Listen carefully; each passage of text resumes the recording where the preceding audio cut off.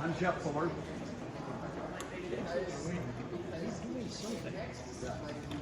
Would you like a sign?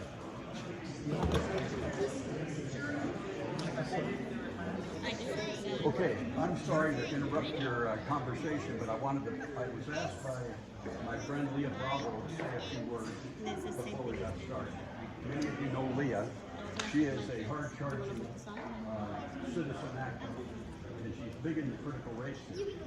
So I just wanted to introduce a few things from my perspective. First, how many here are concerned about COVID and masking rules in Prince William? Okay, anybody? How about anybody concerned about critical race theory and equity? Here. Okay, I think we got it, 100%. How about the restrictions on public comments? Anybody concerned about that? Well, we're hitting 100%. How about security, masking, and seating that they now have going on in here that restricts our ability to Okay, I asked what the rule was, who made that rule, and I can't. Does Northam currently have a restriction on the number of people that could be? I don't believe so. I believe the board just made this up. We'll find out. Yeah, probably. Okay, so they have some, let's call it totalitarian instincts. That's correct, sir. So I'm going to suggest that we be passionate but respectful. Okay, these guys that are enforcing the rules don't make them. Okay? We can bitch about the rules to the people that make the rules. But I would encourage everybody to be respectful. I am going to form a citizens committee to review critical race theory. And I'm going to form it whether they agree to it or not. I'm asking them in a letter to please allow for us to do a town hall review series of critical race theory's equity statements. And that means who, what, when, where, how, and how much for every aspect of it. So if you're willing to serve on that committee with me, I'd be grateful if you put your name and email on the back of this piece of paper. Okay? And we'll get together, and whether we get any agreement or not from these guys, we're going to have a review and we'll publish the results. And we'll call witnesses and so forth. Okay? That's my plan. Sir, I don't have my card. You get hold of you through the. Okay, well, I'm going to let you sign right here. We'll make sure we get the word out. Now, I would like to introduce Gina, who is, I've got a video out. I'm going to give you a resource with a bunch of links for you to consider. One of them is a video of me talking about get out the boat. Get off your butt, get out the boat. Gina's going to tell you a little bit about what that means. Please, Gina. All right. My name is Gina Ciarcia, and I'm running for delegate in the 2nd District. So that's located on the eastern side of Prince William County, and then also parts of northern Stafford, Quantico Marine Corps bases in there too. I am an educator.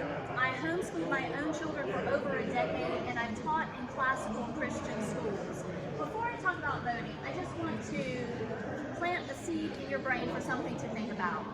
We have been conditioned to think that education is about pumping knowledge into a kid's brain so that then they can go get into a good college, and then they can get a good job that makes lots of money, and they can have a nice home and consume and produce and live comfortable lives.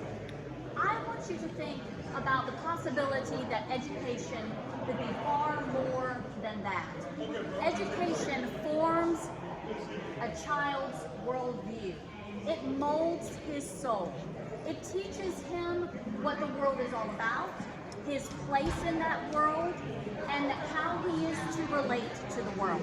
It is extremely powerful. Education is extremely powerful. The people that educate their children know this. But we have been asleep at the wheel and thinking wrongly that it's just about getting into college and getting a job. So I want you to consider the power of education, and then you will see how critically important it is that we are involved in how our children are being educated, and that we have a say and a voice in their education, because the person that is teaching your child is molding your child's soul. And you need to think of it that way. It is he or she is molding how your child will see the world and his role in that world. So think about education that way, and then you're going to realize you have every right to have input and say in how your child is molded through education. Now, the people that we have on this board are probably there because most of us were asleep at the wheel. That's right. Okay? We have not been paying attention to local elections. We get very focused on what's happening up the road in DC. And we are all up in arms about what's going on in Congress and the White House. Meanwhile, we don't even know who our school board rep is or our county supervisor or any of them. And those are the folks that affect you and your lives most closely. And they many times count on you not paying attention. How many times, and I've been guilty of this too, you go into the voting booth, let's say it's a presidential election and you know who you're going to vote for president. And then you get down the ballot and you're like, who are these people? I don't even know anything about them. And you either leave it blank or you kind of randomly check boxes, or that's a nice name, or they had a great sign on the road, I saw that. Okay, we have to be informed about who our candidates are. Now, we have an election coming up.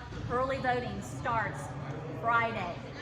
Yes, Friday, this Friday. The actual election day is November 2nd, but you can start voting as early as Friday, and I encourage you to vote early. This is what you're going to do. You're not just responsible for your own vote. You're going to take pen and paper. You're going to write down the names of 10 friends, neighbors, or family members, okay? And what you're going to do is you're going to call each person. You're going to call up John. John, when are you going to go vote? I don't know. You're going to encourage John to vote early. You're going to make John pick a day that he's going to vote. If he says he's going to vote on Monday, you call John on Tuesday. John, did you vote? If John says, well, I got busy, or I forgot, or whatever, okay, what's your new day for voting, John? Okay, I'm going to vote Thursday. Okay, you call him Friday. John, did you vote on Thursday? Did you vote yesterday? Yeah, I dropped the ball on that one. I'm coming to pick you up, John. We're going to go vote. And you make sure that your 10 people on your list, it is your responsibility to make sure that each one of them votes. Okay? That's what we have to do. And if we do that collectively, as a whole, and you tell your neighbors and your friends, guess what, John? Now you make your list of 10. And you make sure your 10 go vote. We will win. And we will have good people at our local elected officials level, okay? And when it comes time for this school board to come up for re-election, send a signal loud and clear. If you're not happy, and obviously you're not because you're here holding signs, then you make sure that they do not get back in office. And do what you have to do to get your friends, your neighbors, and your family out to vote, because it's critical. Okay? Thank you.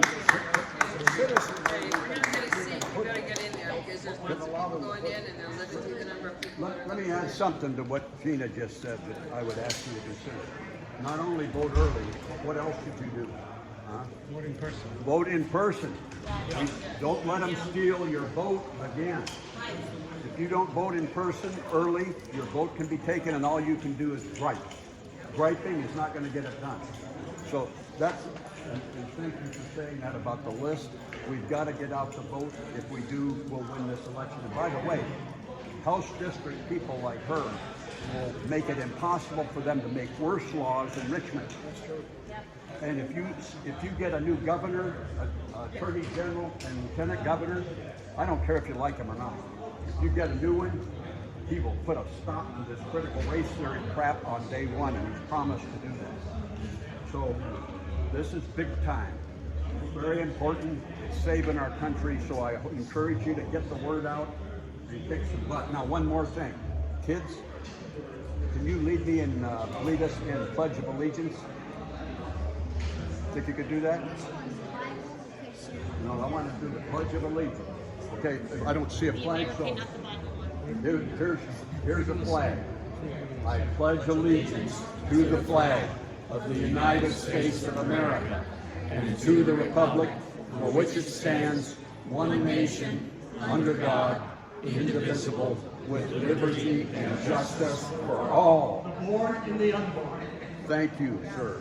And the Dodgers appear magically. It's almost on cue. These two people are the most articulate, anti-critical race theory people I've ever heard. And I've got them on. You haven't heard many there. I've got them on YouTube. So if you go to my YouTube channel, you can admire their work. Thank you all very much. Great to see you. I'd like to sign your list. Okay.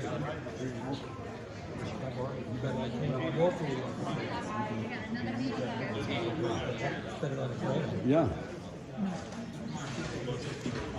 Thanks for bringing your kids. Thank you.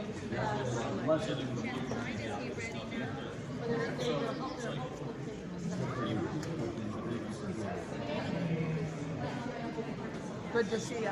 Good to see you, Miss Young. Good to see you, sir. Good to see you. Where am I? Where am I? Yeah.